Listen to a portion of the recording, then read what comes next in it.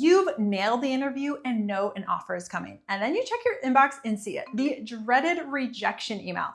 What do? Do you hit delete, write a nasty email in response? Nope. You're going to send a thank you email. Yep, you're going to thank them after you've been rejected.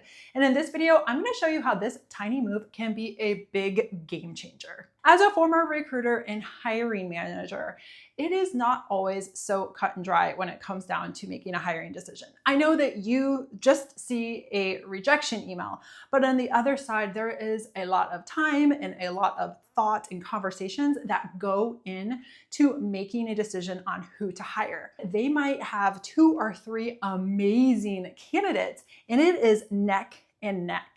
And when we have to reach out to tell somebody that they are not going to get the position, it's not necessarily because they're not a fit or that they don't have the skills. It just happens that they're going against somebody who is maybe even this much more of a fit. Unfortunately, a lot of recruiters and hiring managers can't give a lot of information in the rejection email, and that is for legal reasons.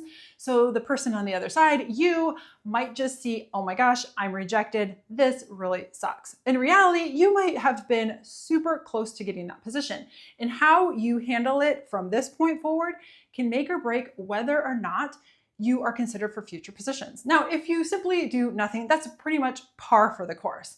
Now, if you send a nasty email, I can pretty much guarantee that you're going to be blacklisted from that company. In fact, I would keep a list and I would tell all of the other recruiters and hiring managers that, hey, if this resume ever comes up again, here is why we should not consider them. And I would refer to the nasty email that we received. On the other hand, if you send a polite, professional thank you email, that is going to paint you in a wonderful light. And I say this because that could be the difference between them saying, you know what, let's just reach back out to this person that was great and handled the rejection professionally, rather than post this position and try to actively recruit for it again. So that's why you want to make a final good impression on them by sending a thank you email. And this email can be super simple. Here's an example of what I'm talking about. Hi, Rebecca. Thanks for letting me know about your decision regarding the executive assistant role. Naturally, I'm disappointed, but it was a pleasure meeting you and the team and learning about XYZ company and the exciting work that you were doing.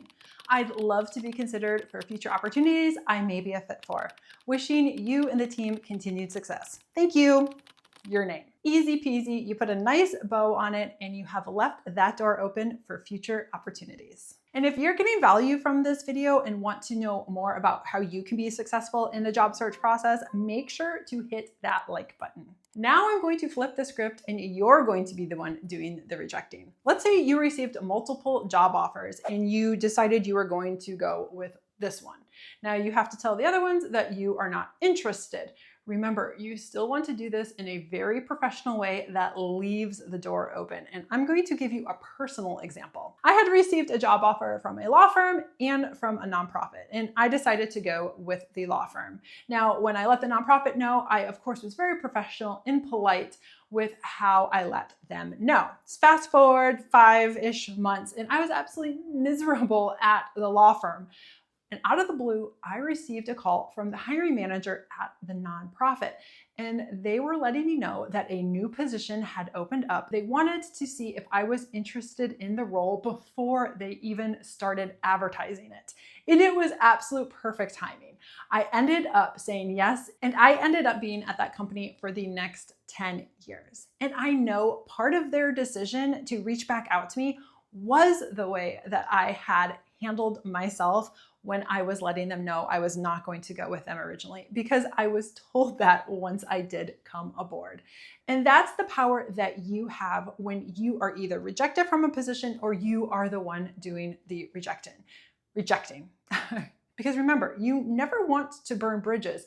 And also, you never know, especially in certain industries, if somebody you met at one company might be at another company down the road. Now, if you're looking for more behind the scenes interviewing and HR tips, make sure to check out my video here.